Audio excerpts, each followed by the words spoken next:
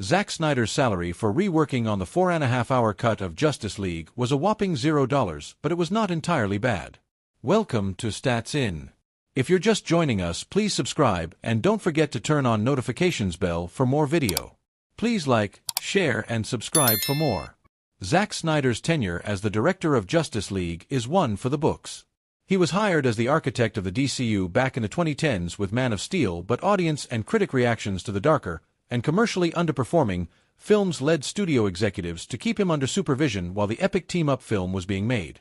Zack Snyder became the center of a movement when his version of Justice League was finally released on HBO Max as Zack Snyder's Justice League. The 4-hour epic was a rework of the 2017 team-up film which he worked on and quit midway to deal with his daughter's death by S**eyeside. The recut reportedly cost the studio $70 million. However, the 4-hour superhero drama's $70 million budget did not include Zack Snyder's salary for the film. He was reportedly not paid for his involvement, which he eventually used as leverage to retain creative control. However, before the Snyder Cut was decided to be released, the filmmaker reportedly had another tiring conversation with WB executives. As the Release the Snyder Cut movement became more aggressive and far-reaching, WB announced that the reworked version would be released as an HBO Max event, with Zack Snyder working on a 4-hour edit. However, midway through the film, Snyder and his wife and producer Deborah Snyder left the film to deal with the death of their daughter Autumn, who died by S**eyeside. Joss Whedon was brought in to take over, rewrite, and reshoot the film, although Snyder retained director credit. The result was a tonally bipolar film that ended up being a box office bomb. I'm not getting paid. I didn't want to be beholden to anyone, and it allowed me to keep my negotiating powers with these people pretty strong. The revisions, which included reshoots and work on VFX, reportedly cost the studio an additional $70 million. However, there were many advantages to shelling out so much money for the studio, as Snyder detailed to them in a meeting. However, the filmmaker reportedly did not get any money for his involvement. He told Vanity Fair, when WB finally decided to curb the movement by giving the fans what they wanted, they initially told Snyder to just hand over the rough cut. However, Zack Snyder was reportedly against that. He said, "I was like, that's a no, that's a hard no." And they're like, "But why? You can just put up the rough cut." I go, "Here's why. 3 reasons. 1, you get the internet off your back, which is probably your main reason for wanting to do this. 2, you get to feel vindicated for making things right, I guess, on some level. And then 3, you get a S**itty version of the movie that you can point at and go, see? It's not that good anyway. So maybe I was right." There were significant changes from Joss Whedon's theatrically released film to Zack Snyder's Justice League, which included an increased runtime, chapter-wise division of the film, extended scenes with Barry Allen, a new epilogue, and better, much better, VFX. Zack Snyder's Justice League is available to stream on Max.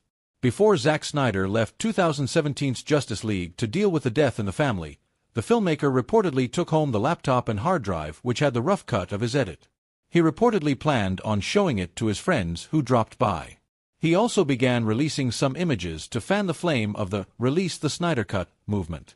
James Gunn and Zack Snyder in one frame?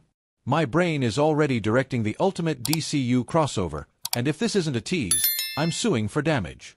Welcome to Stats In. If you're just joining us, please subscribe and don't forget to turn on notifications bell for more video. Please like, share and subscribe for more. That's right. When I saw James Gunn post an adorable photo with the one and only Zack Snyder, my mind was working overtime to come up with a logical conclusion as to what was going on. And while their cute little photo could be nothing more than, well, a photo, I sure hope it has something to do with a certain project in James Gunn's roster. James Gunn woke up today and decided, let's break the internet. The filmmaker has been in the business for a few years now, and after giving his fans one of the best superhero franchises of all time, Guardians of the Galaxy, he is now all set to take our breaths away with the upcoming Superman starring David Corenswet. However, today, he was probably in the mood to steer the conversations away from Superman and toward an unlikely duo, him and Zack Snyder. Of course, Snyder's excellence is not unknown to the world, but the praise coming from Gunn just hits differently. 2 separate universes have collided in real life after James Gunn posted a photo with the former DC director Zack Snyder.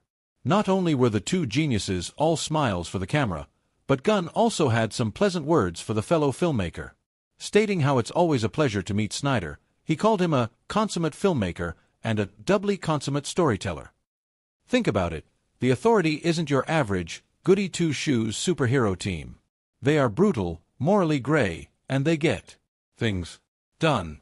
As Gunn once said, it doesn't matter if they have to kill people or change governments, they're gonna do what it takes to make a change in the world, via Collider. And if you take a moment to think about it, there isn't a better duo than Snyder and Gunn to bring this team to life. Snyder's signature aesthetic, dark, gritty, and unapologetically intense, combined with Gunn's writing style that adds raw emotional weight to a story, is everything the Authority could need. Anyway, coming to what this meetup could mean for DCU's future, I wholeheartedly hope that Gunn and Snyder combine their forces for the upcoming The Authority, which is a part of the superhero universe's Gods and Monsters chapter. While some of you may not even know that the two filmmakers have previously collaborated on a project, surprise, surprise, it's true. Back in 2004, Snyder made his feature directorial debut with the action horror Dawn of the Dead. While Snyder was once criticized for his dark and gritty take on superheroes in films like Man of Steel and Batman v Superman, Dawn of Justice, it is exactly what the Authority demands. Now, is this wishful thinking? Yeah, probably. But you cannot tell me that the two powerhouses won't kill it as the director-writer duo for the film. I wouldn't hear it. Coming to the collaboration, it was actually Gunn who came up with the screenplay of the film, making it the first and last time the two collaborated on something. While remakes often fail to impress the critics, Dawn of the Dead actually did pretty well for itself, earning a 77% score on Rotten Tomatoes with a critical consensus calling it a kinetic, violent, and surprisingly worthy remake of George Romero's horror classic that pays homage to the original while working on its own terms. It has been 21 years since Dawn of the Dead was released, and I honestly believe that it is time Gunn and Snyder just join hands and give fans what they're looking for, the ultimate collaboration. The film was a remake of George A. Romero's namesake original, which was released all the way back in 1978. It stars Sarah Polley, Jake Weber, and more, and is a story about a group of survivors trying to make it through a zombie apocalypse while trapped in a shopping mall. Can't go wrong with classic zombie survival stories. Despite Gunn's original choice for breaking records dropped out in favor of Zack Snyder's spiritual successor to his breakout movie. In one aspect. Welcome to Stats In. If you're just joining us, please subscribe, and don't forget to turn on notifications bell for more videos. Please like, share, and subscribe for more. It's hard to imagine anyone other than Cena. I immediately noticed that Gunn was using the same thing that he had been using in almost all of his movies. Not only is he hilarious, pop songs, but throughout season 1 and season 2 to more modern ones, the WWE superstar has showcased a lot of versatility and is now in contention for the best wrestler Guardians of the Galaxy alongside Bautista. The title Gunn has a knack for transforming Z-list characters into beloved fan favorites to appreciate, and John Cena's